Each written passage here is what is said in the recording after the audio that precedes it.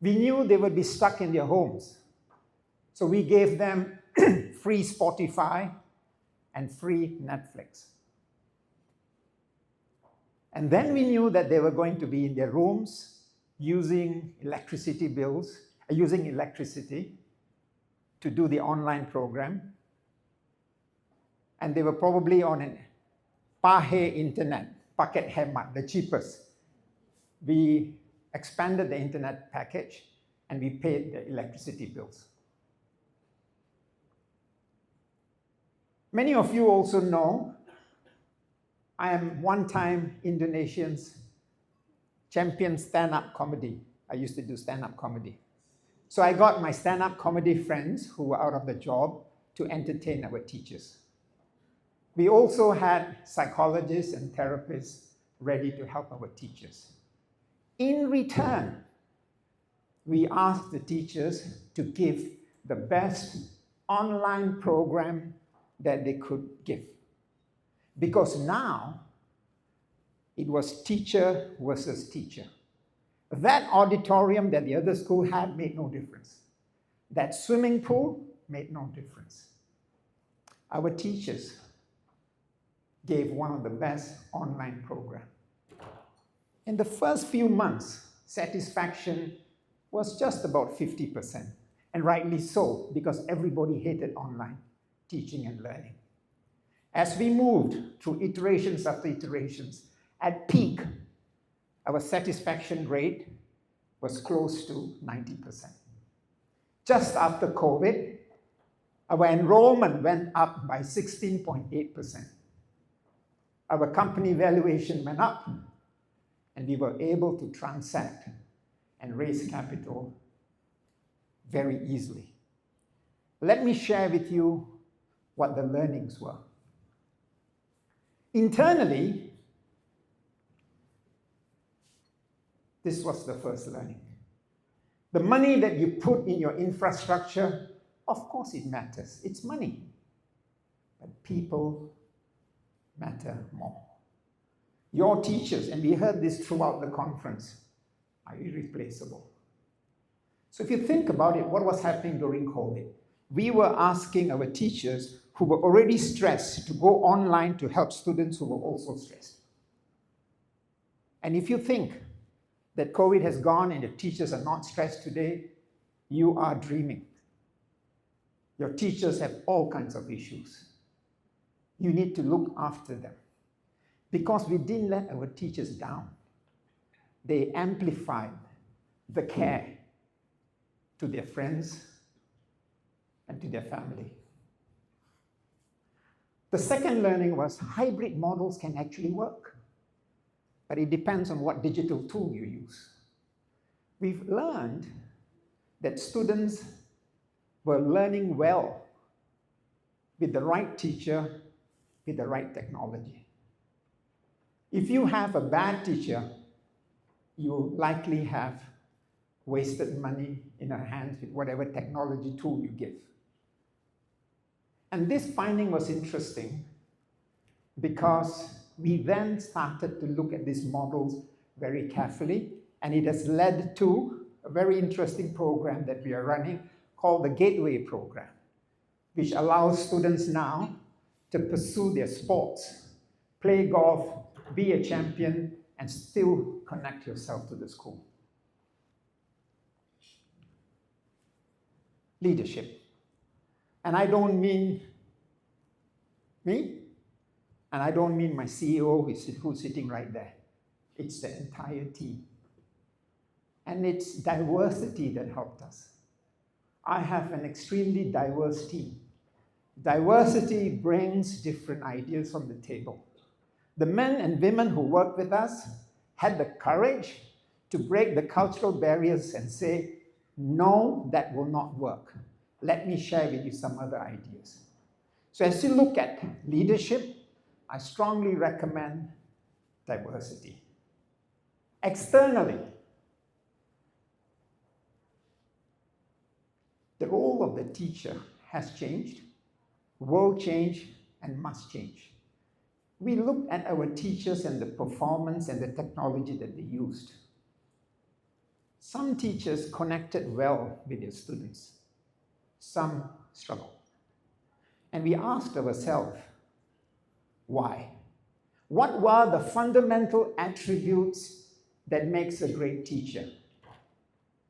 And that resulted in a massive project with Deloitte, Singapore, where we looked at these attributes. And I will talk about it shortly. We all know this. Over and over again, we've been hearing about well-being and mental health. This better not be campaigns and initiatives, policies, training, where well-being, conversations around well-being is embedded in your decision-making.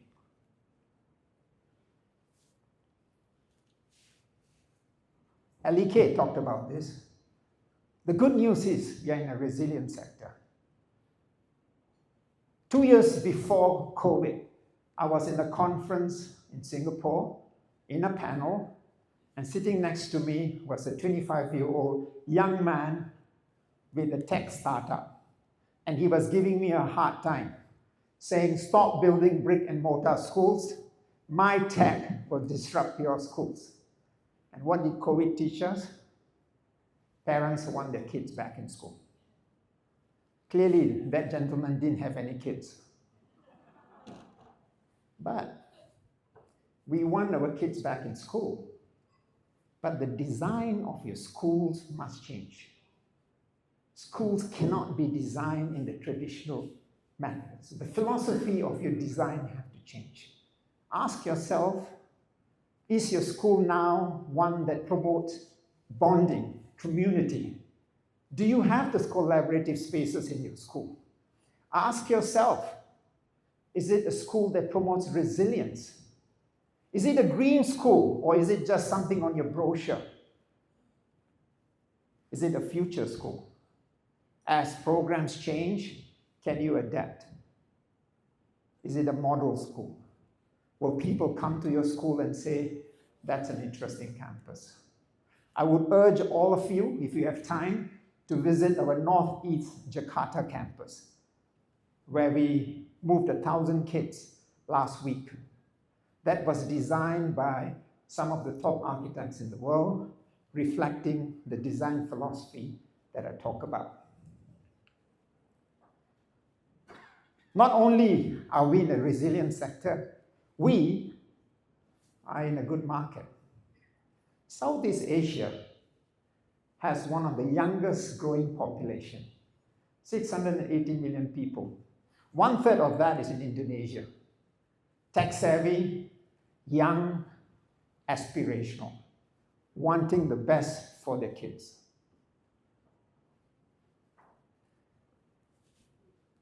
But look at the market today. Look at the situation in Indonesia today. These are the PISA rankings. Who's at the top? Singapore. And the rest of the Southeast Asian countries are in these other two columns. Indonesia is 12 from the bottom. Folks, not only the aspirational market wants a school, this also tells you we have a duty. We have a duty to establish schools in this country to uplift this nation. People ask me, can you summarize Indonesia's education sector? This is the slide I usually show. On the positive side, there's the young aspirational market. They are tech savvy. It's a forward-looking government. They have increased the number of students who have moved into schools. The gender balance is something you should look at. Decentralization. I spoke about it. It allows us to expand and embrace the local government. Yes, sometimes they become difficult, but there are ways to embrace them positively. On the negative side, affordability and access is an issue in this country. The programs are misaligned, and teachers and technology continues to be an issue. Folks, this is a country with 17,000 islands. When people criticize the Indonesian government, I always say, 17,000 islands. You cannot compare to Singapore. Now, if you think the market is so good that you're going to go out right now and start building schools and skip the networking dinner, hold your horses. This is not a monolith market. This is not one single market for you to grab. Palembang has 1.6 million people. In the entire collection of, I think this country has 93 kota, about 93 cities, Palembang sits at around number 9 or 10. 9 or 10, we still have another 80 to go.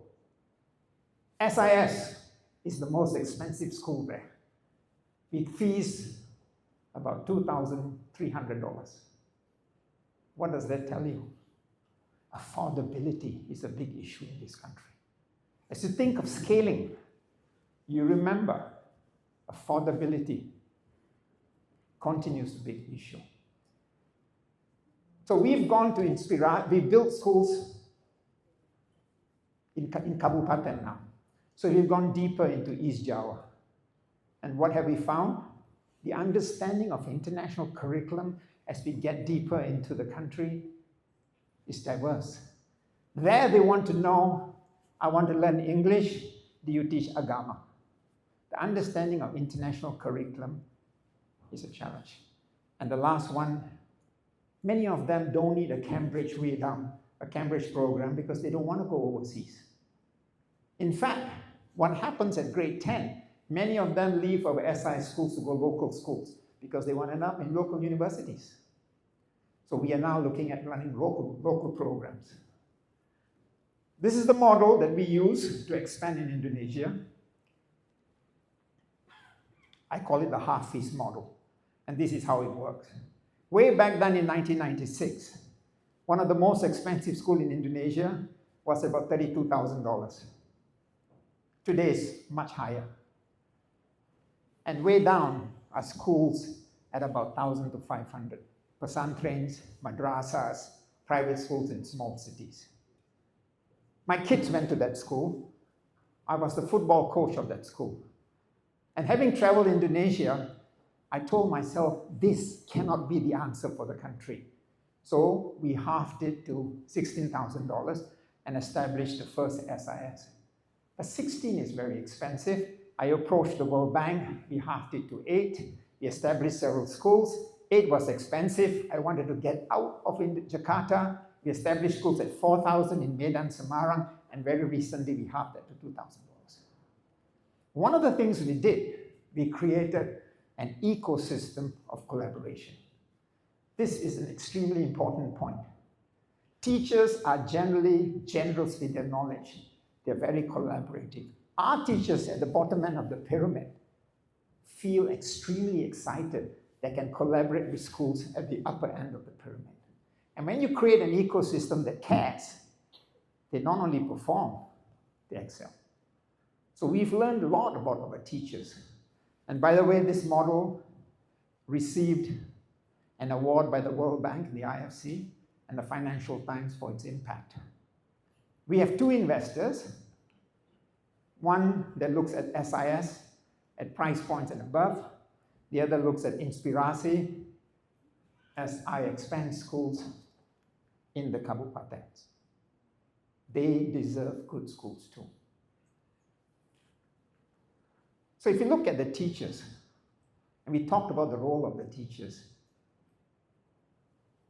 it will fall into one of these 9. The question is, where do you find these wonderful teachers? That was the question around talent pool. Where would you, Jaspal, as you move into smaller cities, find these wonderful teachers? And that's where Deloitte's project with us came in. We did a massive project and an expensive project with Deloitte, and we looked at all these companies. And one of the things I want you to understand, the problems in the education sector, the solutions very often sit outside the education sector. Sometimes it's not nice that we keep talking to each other and getting depressed. Talk to companies in another industry.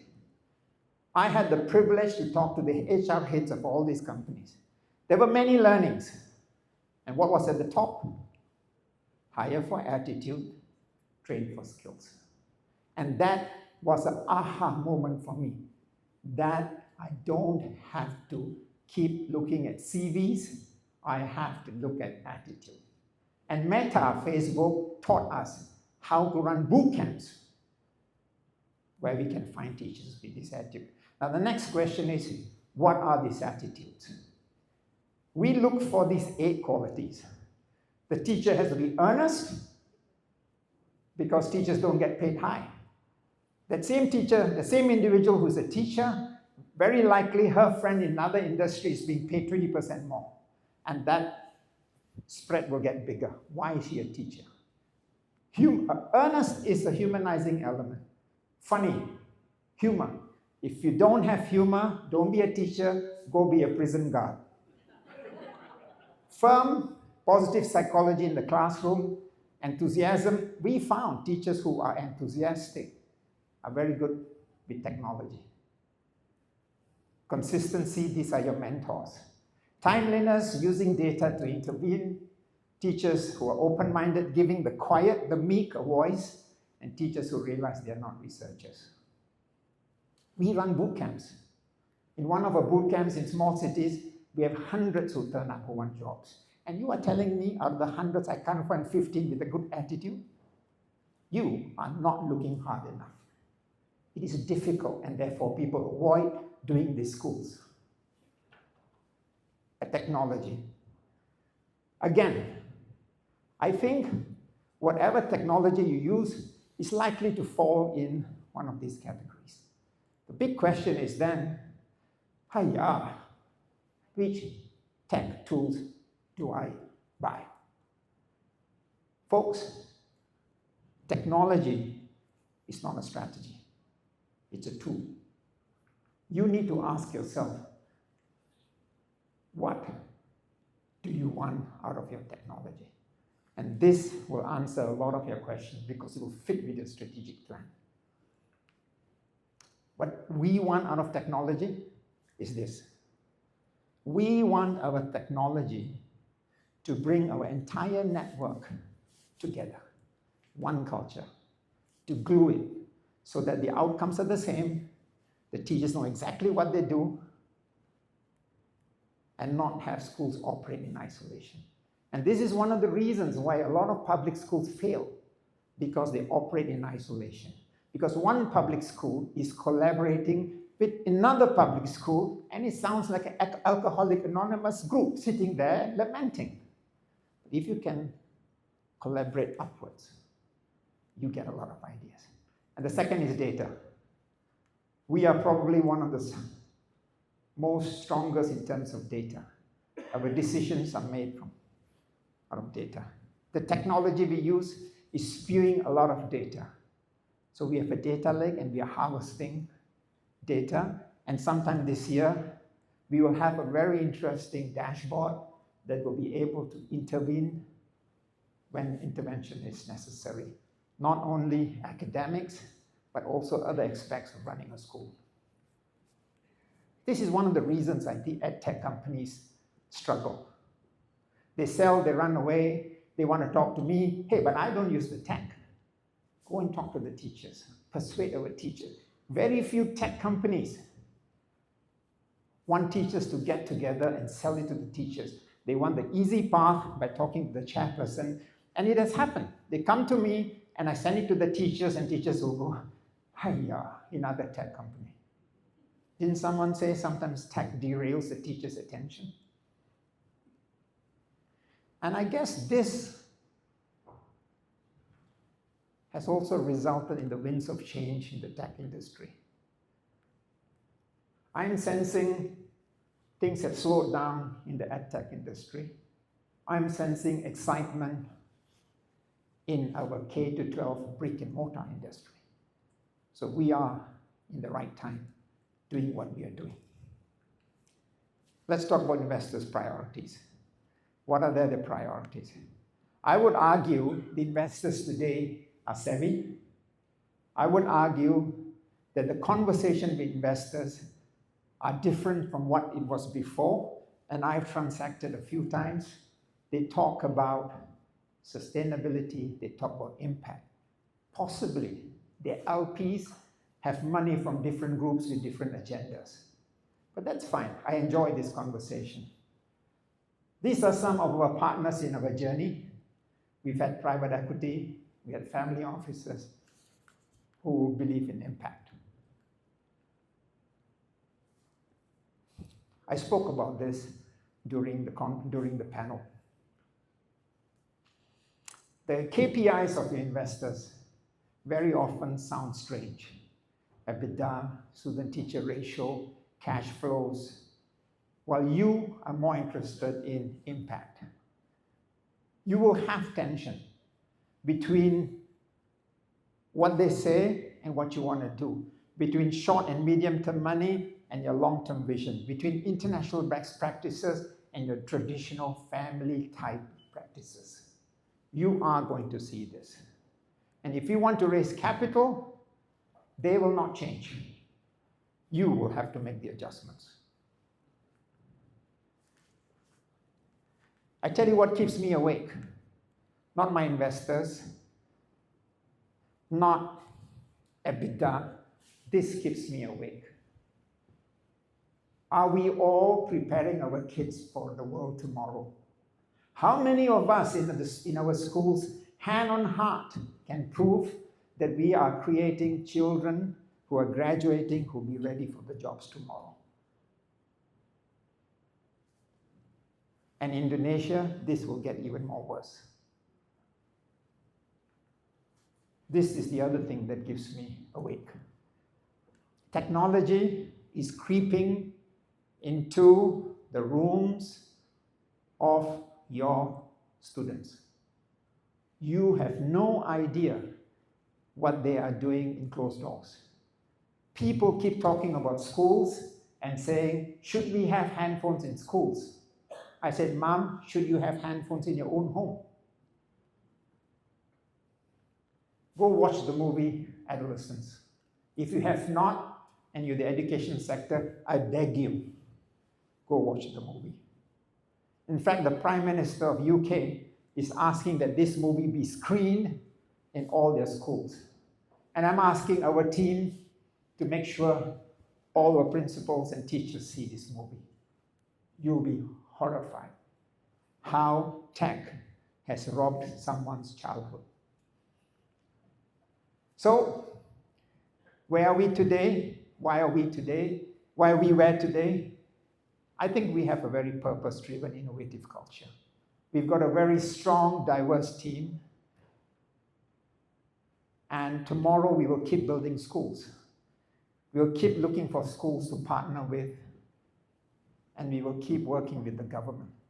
I urge all of you to please put public-private partnership models into your school. Unlike the Middle East, PPP models are weak in this country.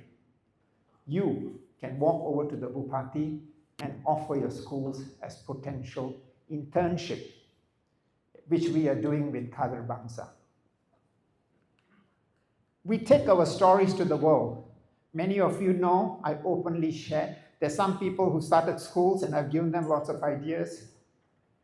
We take this around the world to share, either openly, like what I'm doing, or in closed door. All the Cambridge heads gathered in Bangkok and had a closed door session with me. And I said to them, you have a responsibility too, to take your IB program or your Cambridge program to schools at the bottom end of the pyramid. So we have a case study going on with Cambridge. I'm proud to say they've picked one of our schools. They want to know How in God's name have we made the school fees low, used local teachers, and our students are performing above international benchmark average?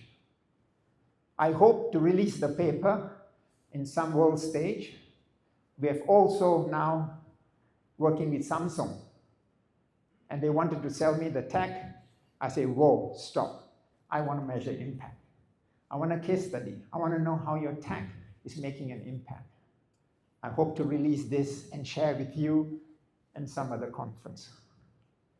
Finally, folks, why do we do what we do? Why are we all here? It's a very complex market. An aspirational class who can't afford, public schools failing, jobs out there shrinking, technology, well-being, stress, and diverse systems. Singapore at the top, Indonesia somewhere at the bottom. Why do we do what we do? You could be doing this because you want to leave a legacy and you want to build schools. You could be doing this because you're a real estate company, because you want a school in your real estate because it brings your value up. You could be doing this because you sense an opportunity, profit. As for me, I do this because I believe we need to equalize the odds out there. Because if you're sitting on something good, you need to make the good available to the largest number of people in the best possible way. Ladies and gentlemen, I'm a son of a doorman, a satpam, and this country has given me a lot. I'll keep building schools. Thank you very much.